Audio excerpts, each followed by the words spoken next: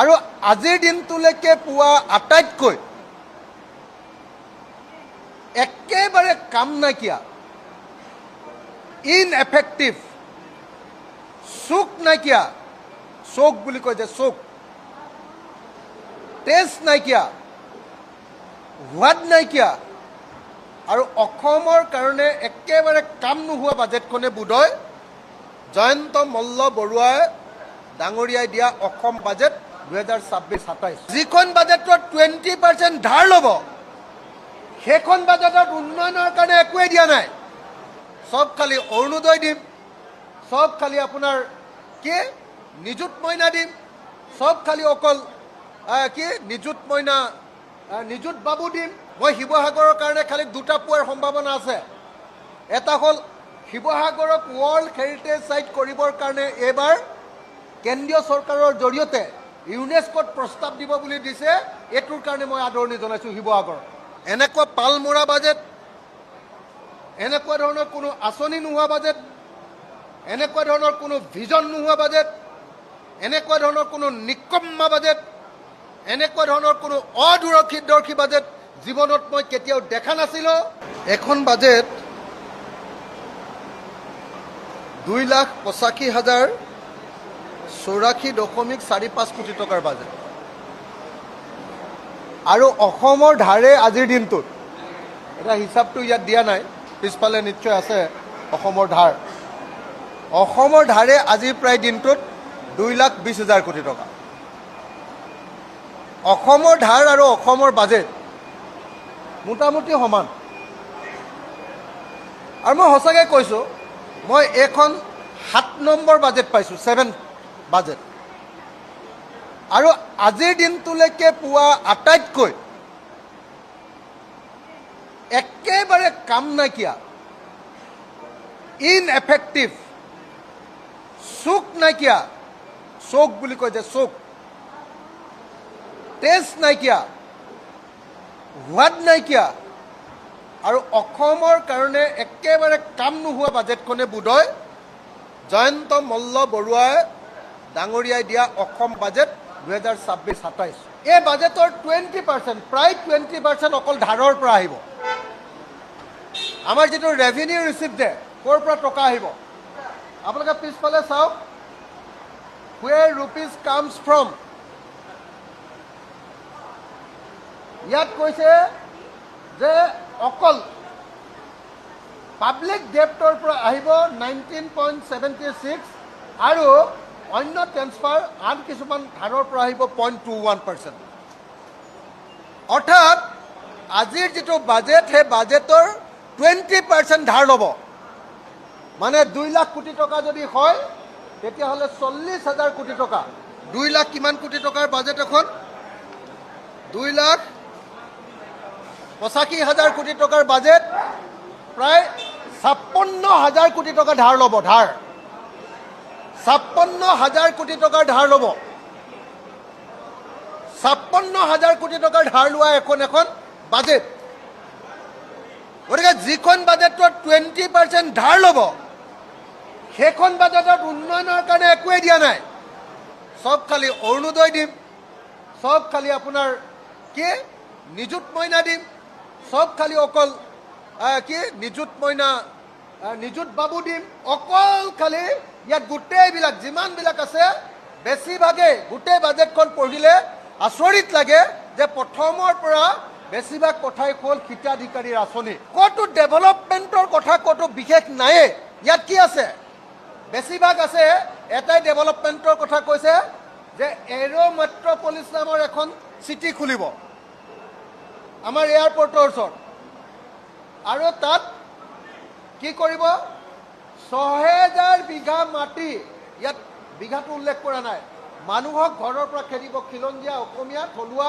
জনজাতি মানুহক খেদিব এই বাজেটখন উচ্ছেদৰ মূল বস্তু থকা বাজেটৰ বাহিৰে আন একো নাই এই বাজেটখনত অকল এই যে এটাই মাত্ৰ আছে মুখ্যমন্ত্ৰীৰ নিৰ্দেশত খালি ইয়াত অকল জলসিঞ্চনৰ কাৰণে 3 পৰা 4,000 কোটি টকা দিম বুলি কৈছে যিহেতু পীযুষ হাজৰিকাক মন্ত্ৰীসভাত গুৰুত্বটো কমাই দিলে গতিকে এতিয়া পীযুষ হাজৰিকাক ললিপপ দিবৰ কাৰণে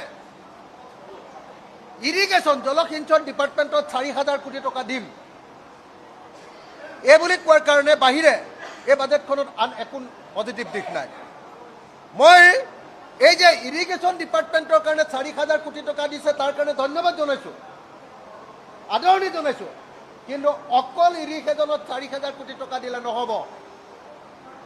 অসমৰ এগ্ৰিকালচাৰক কমপ্লিট যদি বছৰৰ সকলো সময়তে খেতি কৰাৰ এগ্ৰিকালচাৰক ৰাউণ্ড দ্য ইয়েৰ এগ্ৰিকালচাৰত পৰিণত কৰিব লাগে, তাৰ কাৰণে যি যি কাম কৰিব লাগে সেই ক্ষেত্ৰত এগ্ৰিকালচাৰত এটা টকাও ইয়াত দিয়া নাই। অকল জলসিঞ্চনৰ 4,000 কোটি টকাৰ বাহিৰে একোৱেই নাই। আশ্চৰ্যকৰ কথা, পাহাৰৰ ৰাজ্য 6 schedule area Karbi Anglong, Dima Hasao, BTAD কাৰোৰ কাৰণে কোনো ধৰণৰ নতুন প্ৰজেক্ট নাই। মই শিৱসাগৰৰ কাৰণে খালি দুটা পোৱাৰ সম্ভাৱনা আছে। এটা হ'ল শিৱসাগৰক ৱৰ্ল্ড হেৰিটেজ ছাইট কৰিবৰ কাৰণে এইবাৰ কেন্দ্ৰীয় চৰকাৰৰ জৰিয়তে ইউনেস্কোত প্ৰস্তাৱ দিব বুলি দিছে। এইটোৰ কাৰণে মই আদৰণি জনাইছোঁ। শিৱসাগৰ ৱৰ্ল্ড হেৰিটেজ ছাইটৰ কাৰণে শিৱসাগৰ আৰু ডিমা হাছাওক এইবাৰ প্ৰস্তাৱ দিব বুলি কৈছে। এইটোৰ কাৰণে মই আদৰণি জনাইছোঁ।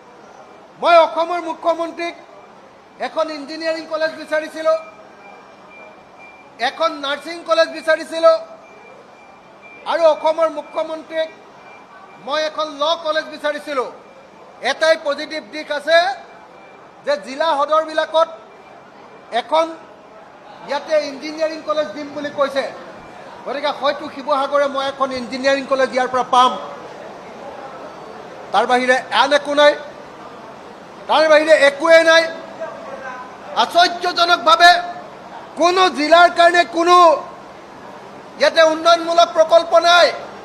চেণ্ট্ৰেল গভৰ্ণমেণ্টৰ প্ৰজেক্টকেইটাকে ইয়াতে চিঞৰ বাখৰ কৰি কৈ আছে বোলে আমি কাজিৰঙাত এলিভেটেড কৰিডৰ বনাম। সেইটো হ'ল 4 লাইন। 4 লাইনত চেণ্ট্ৰেল গভৰ্ণমেণ্টে কি বনায়, তোমালোকৰ কি ঘোঁৰাৰ ঘাঁচ কাটিবলগীয়া আছে তাতে বাজেটত। কৈছে বোলে গহপুৰৰ পৰা নুমলীগড়লৈ এইটো কি কয় মাটিৰ তলেদি সুৰংগ পথ বনাম। সেইটো 4 লাইনৰ পইচা লোৱা সুৰংগ পথ, পইচা লোৱা টোল টেক্স লোৱা সুৰংগ পথ।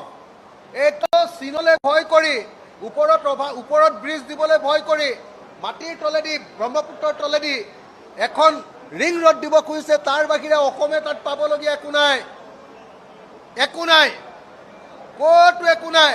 এনেই মুখেৰে কৈছে প্ৰত্যেকখন জিলাতে এখন এখন ব্ৰহ্মপুত্ৰৰ ওপৰত দলং দিয়াৰ কথা ভবা হ'ব। তাৰ বাহিৰে আপোনালোকে চাওক ইয়াত একো নাই, একো বস্তুৱে নাই। এইখন বাজেট হ'ল, আপোনালোকৰ মনত আছেনে হিমন্ত বিশ্ব শৰ্মা প্ৰথমবাৰ বিত্তমন্ত্ৰী হৈ এটা যে আঁচনি ঘোষণা কৰিছিলে, অষ্টাদশ কি মুকুটাৰ মালা কি আছিলে, অষ্টাদশ কি মুকুটাৰ মালা কি বুলি আছিলে, সেই অষ্টাদশ মুকুটাৰ মালাটোৰ কপি ইয়াত অষ্টাদশ হিমন্ত বিশ্ব শৰ্মাই যে কৈছিলে অষ্টাদশ মুকুটাৰ মালা কি বুলি কৈছিলে, এইটো অষ্টাদশ মুকুটাৰ মালা। সেই অষ্টাদশ মুকুটাৰ মালাটো যে 18টা যে স্কিম দিছিলে, সেই স্কিমটোকো গোটেই 18টা ক'বই নোৱাৰিলে। ইয়াত 12টাহে ক'ব পাৰিলে, বাকী 6টা থাকিয়ে গ'ল। এনেকুৱা পালমৰা বাজেট, এনেকুৱা ধৰণৰ কোনো আঁচনি নোহোৱা বাজেট, এনেকুৱা ধৰণৰ কোনো ভিজন নোহোৱা বাজেট, এনেকুৱা ধৰণৰ কোনো নিকম্মা বাজেট, এনেকুৱা ধৰণৰ কোনো অদূৰদৰ্শী বাজেট জীৱনত মই কেতিয়াও দেখা নাছিলোঁ। আগতে মানুহে সেইকাৰণে কয় বোলে জয়ন্ত মল্ল বৰুৱাৰ কোনো কাম নাই, এটা বেয়া শব্দ, জন্তুৰ লগত তুলনা কৰি এটা বেয়া শব্দ কয় যে জয়ন্ত মল্ল বৰুৱাৰ কাম নাই, বুদ্ধি নাই।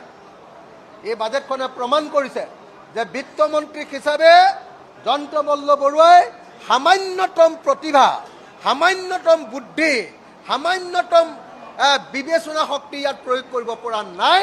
এইখন এখন গতানুগতিক, অদৰকাৰী আৰু কোনো উল্লেখযোগ্য আঁচনি নথকা আৰু কেৱল ধাৰ ল'ম বুলি কোৱা এখন বাজেটৰ বাহিৰে আন একো নহয়।